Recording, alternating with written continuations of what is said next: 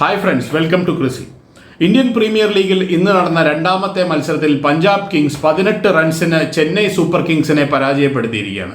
Punjab കിങ്സിന്റെ home ഗ്രൗണ്ടായിട്ടുള്ള മുലൻപൂരിൽ നടന്ന മത്സരത്തിൽ ആദ്യം ബാറ്റ് ചെയ്ത പഞ്ചാബ് 219 റൺസ് നേടിയപ്പോൾ ചെന്നൈ സൂപ്പർ കിങ്സ് 201 റൺസാണ് നേടിയത്.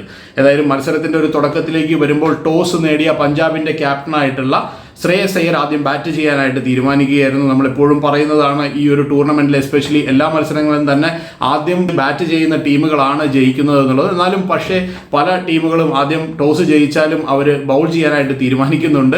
ഈ ഒരു മത്സരത്തിൽ ഒരു ബുദ്ധിപരമായ നീക്കമായിരുന്നു പഞ്ചാബ് കിങ്സിൻ്റെത്. ഏതായാലും ഈ ഒരു മത്സരത്തിന്റെ ഒരു ഗ്രൗണ്ട് എന്ന് പറയുന്ന അതിൻ്റെ ഒരു കണ്ടീഷൻ ഒന്നും നമുക്ക് കൃത്യമായിട്ട് പ്രവചിക്കാനായിട്ട് സാധിക്കുകയില്ല. ഞാൻ ആദ്യമേ പറഞ്ഞിരുന്നു, കാരണം അധികം മത്സരങ്ങൾ ഇവിടെ നടന്നിട്ടില്ല. കഴിഞ്ഞ സീസണിലാണ് ഇവിടെ മത്സരങ്ങൾ ആരംഭിച്ചത്.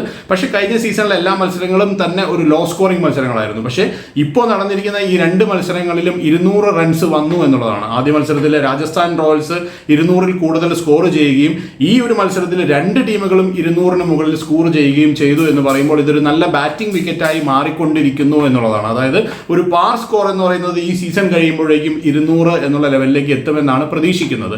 ഏതായാലും പഞ്ചാബിന്റെ ഒരു തുടക്കം എന്ന് പറയുന്നത് അത്രത്തോളം ഒരു ശുഭകരമായിരുന്നില്ല. ഒരു സൈഡിൽ പ്രിയാൻഷ് ആര്യ എന്ന് പറയുന്ന ഡൽഹിയിൽ നിന്നുള്ള യുവതാരമാണ്. അദ്ദേഹം ഒരു എക്സ്ട്രാ ഓർഡിനറി ആയിട്ടുള്ള ഒരു ബാറ്റിംഗ് പ്രകടനം കാഴ്ചവെച്ചു.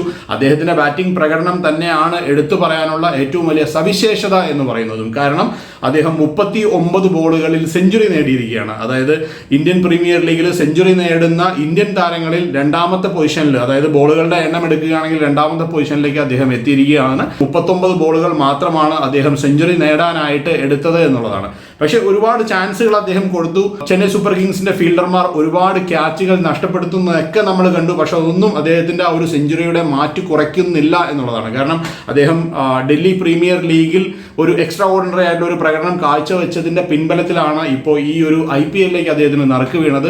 ഈ IPL സീസണിലും അതുപോലെ തന്നെ ഒരു മികച്ച പ്രകടനം കാഴ്ചവെക്കാനായിട്ട് അദ്ദേഹത്തിന് സാധിച്ചിരിക്കുന്നു.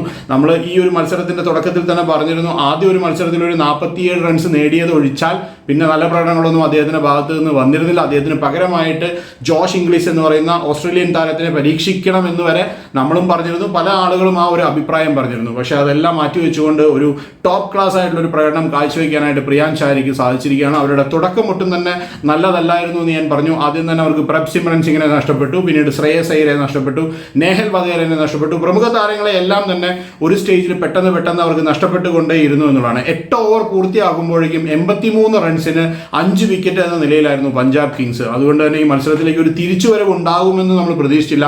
പക്ഷേ കഴിഞ്ഞ വർഷം തൊട്ട് അവരുടെ ഒരു ആപത് ബാന്ധവൻ എന്ന് നമുക്ക് വിശേഷിപ്പിക്കാവുന്ന ഒരു താരമാണ് സുശാന്ത് സിംഗ് എന്ന് പറയുന്ന ബാറ്റർ. അദ്ദേഹം ഒരു എക്സ്ട്രാ ഓർഡിനറി ആയിട്ടുള്ള ഒരു ബാറ്റിംഗ് പ്രകടനം കാഴ്ചവെച്ച് ഒരു അർദ്ധ സെഞ്ചുറി നേടിയിരിക്കുകയാണ്. അദ്ദേഹവും പ്രിയാൻഷ് ആര്യയും തമ്മിലുള്ള ഒരു കൂട്ടുകെട്ടാണ് അവർ മുന്നോട്ട് നയിച്ചത്. പ്രിയാൻഷ് ആര്യ ഔട്ടായതിനു ശേഷം പിന്നെ മാർക്കോ യാൻസന്റെ ഒരു എക്സ്ട്രാ ഓർഡിനറി ആയിട്ടുള്ള ഒരു ബാറ്റിംഗ് പ്രകടനം. അദ്ദേഹം വന്ന ഒരു 36 റൺസ് വളരെ വേഗം നേടി. അതൊക്കെ കൊണ്ടാണ് അവർക്ക് 219 എന്ന് പറയുന്ന ഒരു വലിയ സ്കോറിലേക്ക് എത്താനായിട്ട് സാധിച്ചത് എന്നുള്ളതാണ്. 8ാമത്തെ ഓവറിൽ പക്ഷേ അശ്വിൻ തിരിച്ചു വരികയും 2 റൺസ് മാത്രം വിട്ടുകൊടുത്തുകൊണ്ട് 2 വിക്കറ്റ് കരസ്ഥമാക്കുകയും ഏറ്റവും ഡേഞ്ചറസ് ആയിട്ടുള്ള നെഹൽ വധേരയും അതുപോലെ അവസാനത്തെ ബോളിൽ മാക്സ്വെലിനെയും ഔട്ടാക്കാനായിട്ട് അശ്വിന് സാധിക്കുകയും ചെയ്തു. അവസാന ഓവറുകളിലേക്ക് വന്നപ്പോൾ ഒരു നല്ല പ്രകടനം പഞ്ചാബ് കിങ്സിന്റെ ബാറ്റർമാരുടെ ഭാഗത്തു നിന്ന് വന്നതുകൊണ്ടാണ് ഇത്ര വലിയൊരു സ്കോർ നേടാനായിട്ട് അവർക്ക് സാധിച്ചത്. നമ്മൾ ചെന്നൈയുടെ ബൗളിംഗ് നിരയിലേക്ക് വരുമ്പോൾ ഖലീൽ എപ്പോഴത്തെയും പോലെ ഒരു നല്ല പ്രകടനമാണ് കാഴ്ചവെച്ചത്. അദ്ദേഹം 2 വിക്കറ്റ് കരസ്ഥമാക്കിയിരുന്നു. രവീന്ദ്ര ജഡേജ വിക്കറ്റ് ഒന്നും നേടിയില്ലെങ്കിലും 3 ഓവറിൽ 18 റൺസ് മാത്രമാണ് അദ്ദേഹവും വിട്ടുകൊടുത്തത്. നൂർ അഹമ്മദിനും അദ്ദേഹത്തിന്റെ ഒരു ഓവർ കംപ്ലീറ്റ് ചെയ്യാനായിട്ട് സാധിച്ചില്ല. നല്ലൊരു ബോളിംഗ് പ്രകടനമായിരുന്നു. പക്ഷേ ഏറ്റവും നിരാശപ്പെടുത്തിയത് അവരുടെ ഏറ്റവും പ്രമുഖ ബോളറായിട്ടുള്ള മദീഷ പതിരനെയായിരുന്നു. അദ്ദേഹം 52 റൺസാണ് 4 ഓവറിൽ വിട്ടുകൊടുത്തത് എന്നുള്ളതാണ്. ഏതായാലും തിരിച്ചു ബാറ്റിംഗ് തുടർന്ന ചെന്നൈ സൂപ്പർ കിങ്സിനെ സംബന്ധിച്ചിടത്തോളം ഒരു മികച്ച തുടക്കം അവർക്ക് ലഭിക്കുകയും ചെയ്തു. അവരുടെ 2 ന്യൂസിലൻഡ് ബാറ്റർമാരാണ് ഇന്ന് ഓപ്പൺ ചെയ്തത്. ഡെവൻ കോൺവേയും രജിൻ രവീന്ദ്രയും നല്ല ഒരു തുടക്കമാണ് അവർ നൽകിയത് എന്നുള്ളതാണ്. രജിൻ രവീന്ദ്ര എക്സ്ട്രാ ഓർഡിനറി ആയിട്ടുള്ള ഒരു ബാറ്റിംഗ് പ്രകടനം കാഴ്ചവെച്ച് 36 റൺസ് നേടി പുറത്താവുകയും ചെയ്തു. ഒപ്പമുണ്ടായിരുന്ന ഡെവൻ കോൺവേ, അദ്ദേഹം എപ്പോഴും ഒരു ആങ്കർ ചെയ്ത് കളിക്കുന്ന ഒരു ബാറ്ററാണ്. അദ്ദേഹം ഒരു സൈഡിലുണ്ടെങ്കിൽ മറ്റുള്ള ബാറ്റർമാർക്ക് ഈസി ആയിട്ട് ആക്രമിച്ച് കളിക്കാൻ സാധിക്കും എന്നുള്ളതാണ് അദ്ദേഹത്തിന്റെ ഏറ്റവും വലിയൊരു പ്രത്യേകത. അതുകൊണ്ട് തന്നെയാണ് അദ്ദേഹത്തിനെ ടീമിലേക്ക് കൊണ്ടുവരണമെന്ന് എപ്പോഴും നമ്മൾ പറയുന്ന ഒരു കാരണം എന്ന് പറയുന്നത്. പക്ഷേ 1 ഡൗൺ പൊസിഷനിൽ ബാറ്റ് ചെയ്യാൻ വന്ന അവരുടെ ക്യാപ്റ്റനായിട്ടുള്ള ഋതുരാജ് ഗെയ്ക്വാദിന് വലിയ പ്രകടനങ്ങളൊന്നും കാഴ്ചവെക്കാനായിട്ട് സാധിച്ചില്ല. അദ്ദേഹം പെട്ടെന്ന് പുറത്താവുകയായിരുന്നു. അതിനുശേഷം ഒരു പാർട്ട്ണർഷിപ്പ് ഡെവൻ കോൺവേയും ശിവം ദുബെയും തമ്മിലൊരു പാർട്ട്ണർഷിപ്പ് അവരെ മുന്നോട്ട് നയിച്ചു. ശിവം ദുബെ നമുക്കറിയാം, അദ്ദേഹം ഒരു എക്സ്ട്രാ ഓർഡിനറി ആയിട്ടുള്ള ഒരു പ്ലെയർ ആണ്. പലപ്പോഴും സ്പിന്നർമാരെ എസ്പെഷ്യലി വളരെ ഈസി ആയിട്ട് സിക്സറുകൾ അടിക്കാൻ സാധിക്കുന്ന ഒരു പ്ലെയർ ആയതുകൊണ്ടാണ് അദ്ദേഹത്തിനെ ആ ഒരു പൊസിഷനിൽ അവർ വെച്ചിരിക്കുന്നത്. അതുകൊണ്ട് തന്നെ ആ ഒരു പ്രകടനം അദ്ദേഹത്തിന്റെ ഭാഗത്തു നിന്നും ഒരു നല്ല പ്രകടനമായിരുന്നു. ശിവം ദുബെയും ഡെവൻ കോൺവേയും തമ്മിലുള്ള ഒരു പാർട്ട്ണർഷിപ്പ് നന്നായിട്ട് മുന്നോട്ട് പോയിക്കൊണ്ടിരുന്നതാണ്. അതിൻ്റെ ഇടയിലാണ് ശിവം ദുബെ ഔട്ടായത്. പിന്നെ MS ധോണി ബാറ്റിംഗിലേക്ക് വന്നു. ധോണി ബാറ്റ് ചെയ്യാൻ വരുമ്പോൾ നമ്മൾ എപ്പോഴും പറയുന്നത് പോലെ തന്നെ ഇന്ത്യയിലെ ഏത് സ്റ്റേഡിയത്തിലായിക്കോട്ടെ, പഞ്ചാബിന്റെ ഹോം ഗ്രൗണ്ട് ആയിട്ടുള്ള മുല്ലൻപൂരിലാണ് കളിക്കുന്നതെങ്കിലും ധോണി അവിടെ കളിക്കുന്നു എന്നുള്ളത് കൊണ്ട് തന്നെ ഒരു ആരാധക വൃന്ദം അതിനുവേണ്ടി തന്നെ ഉണ്ടാവും എന്നുള്ളതാണ്. അത് ഇന്ത്യയിലെ ഏത് ഗ്രൗണ്ടിൽ കളിക്കുകയാണെങ്കിലും ധോണി ബാറ്റ് ചെയ്യാൻ വരുമ്പോൾ പഞ്ചാബിന്റെ കടുത്ത ആരാധകരാണെങ്കിൽ പോലും പലപ്പോഴും അവർ ധോണിയെ സപ്പോർട്ട് ചെയ്യുന്നതായിട്ട് നമുക്ക് കാണാനായിട്ട് സാധിക്കും. എപ്പോഴും ഈ സ്റ്റേഡിയം ഇരമ്പി മറിയുന്നത് നമുക്ക് കാണാനായിട്ട് സാധിക്കും. അദ്ദേഹം നല്ലൊരു പ്രകടനമാണ് കാഴ്ചവെച്ചത്. 12 ബോളുകളിൽ 27 റൺസ് നേടി. അവസാന ഘട്ടത്തിലാണ് അദ്ദേഹം പുറത്തായത്. പക്ഷേ എൻ്റെ അഭിപ്രായത്തിൽ കുറച്ചും കൂടെയൊക്കെ മുന്നിലേക്ക് അദ്ദേഹത്തിന് ബാറ്റ് ചെയ്യാനായിട്ട് സാധിക്കും. കാരണം ഇപ്പോഴും അദ്ദേഹത്തിന്റെ ബാറ്റിങ്ങിലുള്ള ടെക്നിക്ക്, അല്ലെങ്കിൽ അദ്ദേഹം സിക്സറുകൾ നേടുന്നത്, എനിക്ക് ഏറ്റവും ഇഷ്ടപ്പെട്ട ഒരു ഷോട്ട് എന്ന് പറയുന്നത് ഹർഷദീപ് സിംഗിനെ ഒരു എക്സ്ട്രാ കവറിന്റെ മുകളിൽ കൂടെ അദ്ദേഹം ഒരു സിക്സർ നേടി. ആ ഒരു സിക്സർ എന്ന് പറയുന്നത് നമുക്ക് ഒട്ടും ഈസി ആയിട്ട്, ക്രിക്കറ്റിലെ ഏറ്റവും ഡിഫിക്കൽട്ട് ആയിട്ടുള്ള ഒരു ഷോട്ടാണ് കവേഴ്സിന്റെ മുകളിൽ കൂടെ അല്ലെങ്കിൽ എക്സ്ട്രാ കവറിന്റെ മുകളിൽ കൂടെ സിക്സ് നേടുക എന്നുള്ളത്. അത് വളരെ ഈസി ആയിട്ട് കൈകാര്യം ചെയ്യാനായിട്ട് മഹേന്ദ്ര സിംഗ് ധോണിക്ക് അത് സാധിക്കുന്നു എന്ന് പറയുന്നത് തന്നെ വലിയൊരു കാര്യമായിട്ടാണ് എനിക്ക് തോന്നുന്നത്. ഒരു സ്റ്റേജ് കഴിഞ്ഞപ്പോൾ ഡെവൻ കോൺവേ അവർ പിൻവലിക്കുകയും റിട്ടയർഡ് ഔട്ടാക്കി മാറ്റുകയും അതിന് പകരമായിട്ട് രവീന്ദ്ര ജഡേജയെ ആ ഒരു പൊസിഷനിലേക്ക് കൊണ്ടുവരികയും ചെയ്തു. പക്ഷെ അതൊന്നും അവർക്ക് ആ ഒരു റൺസിലേക്ക് എത്താനായിട്ട് സാധിച്ചില്ല എന്നുള്ളതാണ്. അവസാനം 18 റൺസിന്റെ പുറകിൽ, അതായത് 201 റൺസ് എന്നുള്ള നിലയിൽ ചെന്നൈ സൂപ്പർ കിങ്സ് അവരുടെ ഇന്നിങ്സ് അവസാനിപ്പിക്കുകയായിരുന്നു. ഈ ടൂർണമെന്റിന്റെ ഒരു 5 മത്സരങ്ങളൊക്കെ കഴിഞ്ഞ് നിൽക്കുന്ന ഒരു സ്റ്റേജിലേക്ക് എത്തിയിരിക്കുകയാണ് ചെന്നൈ സൂപ്പർ കിങ്സിനെ സംബന്ധിച്ചിടത്തോളം.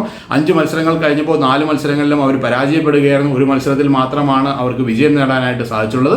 പഞ്ചാബ് കിങ്സ് കഴിഞ്ഞ മത്സരത്തിൽ ഒരു പരാജയം രുചിച്ചിരുന്നു. പക്ഷേ അതിൽ നിന്ന് മടങ്ങി വരുവാനായിട്ട് അവർക്ക് സാധിച്ചിരിക്കുന്നു. ഇപ്പോൾ 4 മത്സരങ്ങളാണ് അവർ പൂർത്തിയാക്കിയിരിക്കുന്നത്.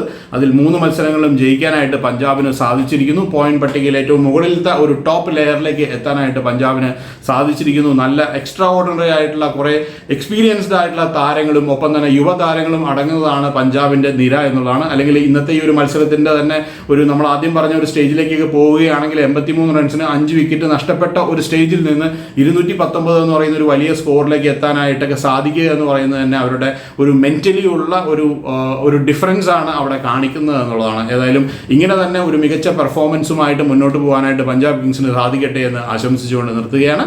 മറ്റു വീഡിയോയുമായിട്ട് നമുക്ക് വീണ്ടും കാണാം. ബൈ.